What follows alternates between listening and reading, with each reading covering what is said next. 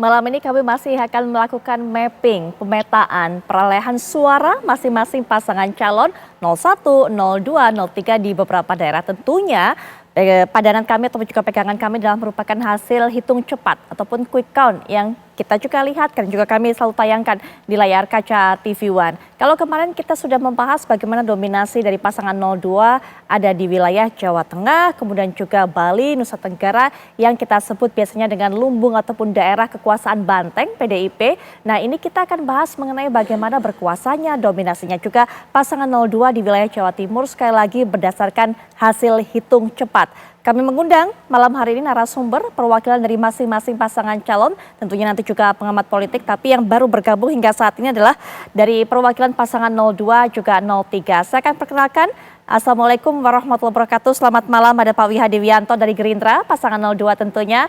Pak Wihadi, selamat malam. Selamat malam. Selamat malam, Assalamualaikum warahmatullahi wabarakatuh. Waalaikumsalam warahmatullahi wabarakatuh. Kemudian juga ada Bang Ciko Hakim yang mewakili pasangan 03. Selamat malam Bang Ciko. Malam Putri, Baik. Malam Pak Wiyadi. Baik, ya. Malam. Kami juga mengundang kehadiran dari Pak Daniel Johan mewakili pasangan 01, tapi memang sampai saat ini kami masih akan menunggu Pak Daniel Johan untuk bisa bergabung. Pak Wihadi terlebih dahulu mungkin yang bisa menjelaskan kepada masyarakat dominasi pasangan 02 berdasarkan hitung cepat, apa yang menjadi penyebabnya, apa yang menjadi faktor sehingga kemudian meraih kemenangan. Setidaknya hingga saat ini berdasarkan sekali lagi hitung cepat Pak Wihadi, apa yang membuat pasangan ini begitu dominan di wilayah Jawa Timur? Ya, kita barusan saja melihat hasil hitung cepat itu berkisar antara 60, 64, ada yang 66. Dan tentunya ini adalah merupakan hasil yang memang bagi kami sangat menggembirakan. Dan kita juga dari awal sudah memprediksi bahwa Jawa Timur ini adalah battlefield. Karena di situ ada Caimin, ada juga Pak Mahfud. Namun dalam hal ini karena TKN ini Ibu Khofifah sudah ikut bergabung dan saya kira efek daripada Ibu Khofifah ini memberikan efek yang positif. Kita melihat di sini ternyata Bu Khofifah dengan muslimat dan dengan fatayat dan kemudian juga dengan para kiai yang ada di Jawa Timur ternyata memang mempunyai pemikiran yang rasional dan saya kira hasil ini adalah tidak kurang daripada permasalahan yang memang Jawa Timur memang melihat bahwa Pak Prabowo, sosok Pak Prabowo yang juga sering datang ke Jawa Timur itu adalah merupakan sosok yang tepat untuk sebagai presiden berikutnya untuk melanjutkan program-program kerja daripada pemerintahan yang sekarang ini yang dimana keberlanjutan itu akan selalu ada sehingga mereka sudah merasa puas dengan pemerintahan Pak Jokowi sehingga keberlanjutan itu yang diteruskan oleh Pak Prabowo itu akan mereka harapkan bisa terus berlangsung. Dan ini adalah merupakan masyarakat Jawa Timur yang kita melihat bahwa di situ ada tapal kuda, kemudian di situ juga ada dari Mataraman, kemudian ada Arek, dan ternyata kalau kita melihat rata-rata di sini itu berkisar antara di atas 50 sampai 60% per kabupaten kota yang ada kemenangan itu ada di Pak Prabowo. Artinya di sini hampir seluruh Jawa Timur memang mendukung Pak Prabowo. Dan ini tidak lepas dari ketokohan Ibu Khofifah dan juga Pak SB yang turun langsung juga di daerah Pasitan, Mataraman, dan tentunya juga dari beberapa tokoh-tokoh yang ada, Pak D. Karwo juga ikut turun, dan ini memberikan hasil yang cukup menggembirakan pada saat quick count ini. Namun kita semua masih menunggu hasil resmi dari KPU, saya kira tidak beda jauh saya kira. Jadi ini merupakan satu hasil yang cukup menggembirakan dan kita mengucapkan terima kasih kepada masyarakat Jawa Timur yang masih mempercayai Pak Prabowo untuk menjadi presiden berikutnya. Baik, Provinsi Jawa Timur ini Bang Ciko kalau kita kenal memang merupakan salah satu provinsi yang kuat dengan NU-nya, kantong PKB. Tapi ada beberapa daerah juga Bang Ciko yang beririsan dengan massa pendukung yang dimiliki oleh PDIP, termasuk daerah Matraman. Tapi kalau kita lihat hingga saat ini, hingga malam ini dari hasil hitung cepat, sepertinya Pak Prabowo ini unggul di semua wilayah termasuk daerah-daerah yang tadinya ini begitu dominan suara ataupun juga para pendukung dari PDIP, Bang Ciko. Nah, ini sangat menarik dan ini juga menjadi salah satu yang kita fokus untuk melihat dengan kacamata pembesar di TPN bahwa terkait dengan anomali suara Pak Ganjar dengan apa yang diperoleh oleh suara PDI Perjuangan bukan hanya di Jawa Timur sesungguhnya tapi di seluruh Indonesia. Nah, ini yang sedang kami telusuri dan kami melihat memang ada indikasi-indikasi yang dikatakan adalah kecurangan. Kami masih mengumpulkan data-data dan indikasi-indikasi di mana ada intimidasi-intimidasi yang dilakukan kepada bupati-bupati atau kepala daerah yang berasal dari Partai PDI Perjuangan. Tetapi kembali lagi, ini kan masih satu, ini adalah hasil quick count.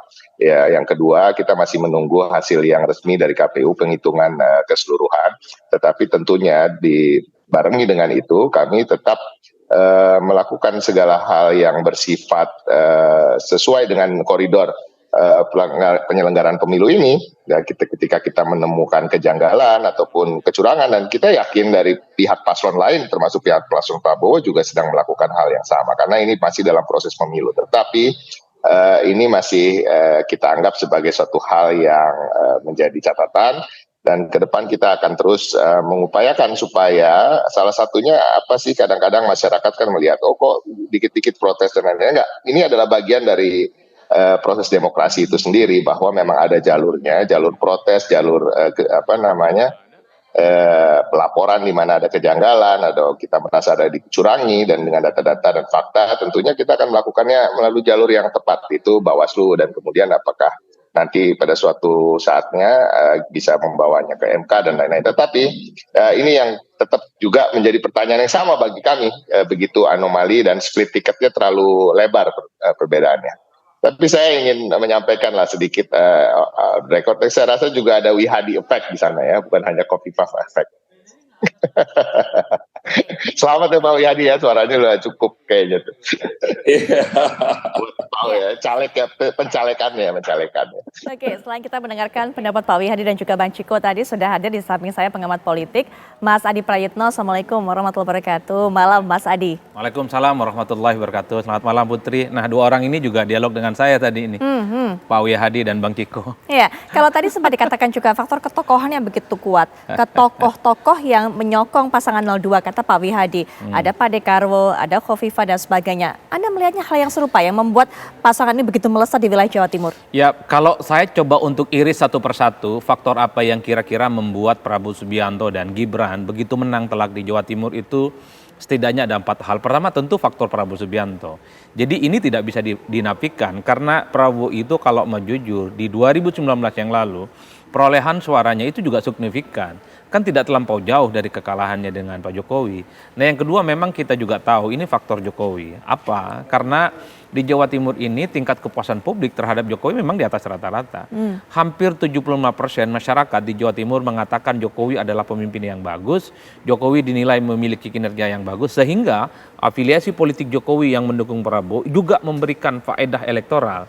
Di mana orang yang merasa puas dengan Jokowi memberikan dukungan politiknya kepada Pak Prabowo Subianto dan Gibran Rakabuming Raka. Yang ketiga, karena ada faktor yang saya kira elit-elit kunci seperti Pak Dekarwo, kemudian Khofifah, dan bahkan sebagian elit-elit PBNU yang memang sebagian yang lainnya itu sangat terlihat memberikan dukungan politik kepada Prabowo Subianto. Meski kita tahu bahwa NU itu secara struktural tidak pernah berpolitik, tapi bahwa sejumlah elit NU, gestur dan statement-statementnya memang lebih mengarah kepada dukungan politiknya kepada Prabowo dan Gibran.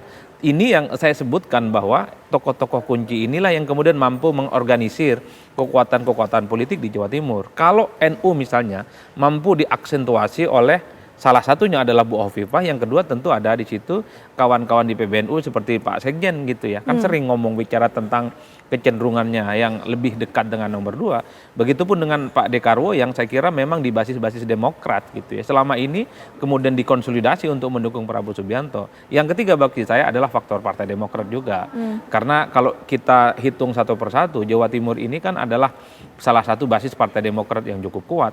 Ketika SBY mengatakan siap turun gunung memenangkan Prabowo dan Gibran, disitulah kemudian Jawa Timur menjadi provinsi yang sering banyak dikunjungi oleh SBY dan AHY untuk melakukan kerja-kerja politik. Tentu ingin mengarahkan dukungan politiknya kepada Prabowo dan Gibran. Dan bahkan kalau kita cek misalnya dalam quick count, kan 70% orang yang merasa memilih Demokrat di 2024 ini juga memberikan dukungan politiknya kepada Prabowo. Itu artinya apa?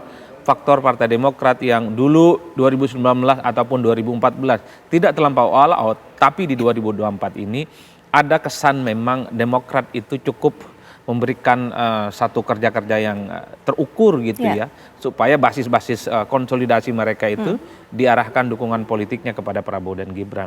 Saya kira di situ, karena kalau cuma satu variabel memang agak rumit, karena tokoh-tokoh kunci ada, di situ ada faktor partai juga ada, dan yang paling penting sebenarnya dua tokoh kunci yang saya sebutkan tadi, ada faktor Prabowo dan tingkat kepuasan publik terhadap Jokowi di Jawa Timur juga kuat.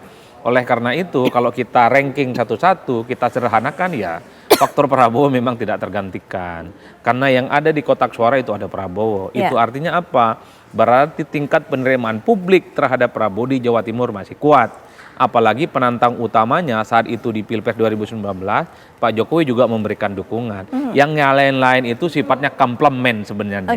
Yang lain-lain itu sifatnya pelengkap sebenarnya untuk menambal kekurangan-kekurangan yang selama ini tidak memiliki Prabowo. Contoh, selama ini kan Prabowo misalnya tidak terlampau konsolidatif di kalangan NU. Tapi ketika ada Hovifah misalnya di situ, maka kawan-kawan NU mampu dikonsolidasi.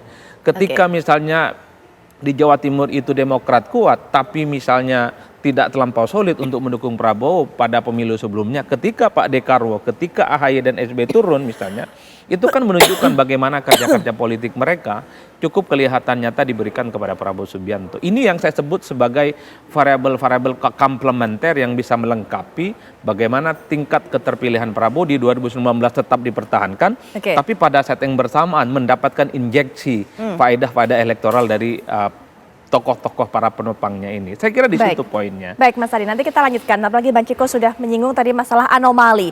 PDIP-nya lumayan tinggi raihannya, tapi ternyata Pak Ganjarnya jauh tertinggal. Sekali lagi ini adalah versi hitung cepat. Nanti kita juga akan dengarkan bagaimana pandangan dari perwakilan pasangan 01, di mana PKB ini juga merupakan salah satu partai yang begitu disegani, begitu banyak pendukungnya di wilayah Jawa Timur, tapi ternyata Anies, Amin, tidak bisa berbuat banyak, ataupun juga Anies dan Muhaimin tidak bisa berbuat banyak pada wilayah Jawa Timur. Nanti kita akan kembali berbincang setelah jeda berikut ini.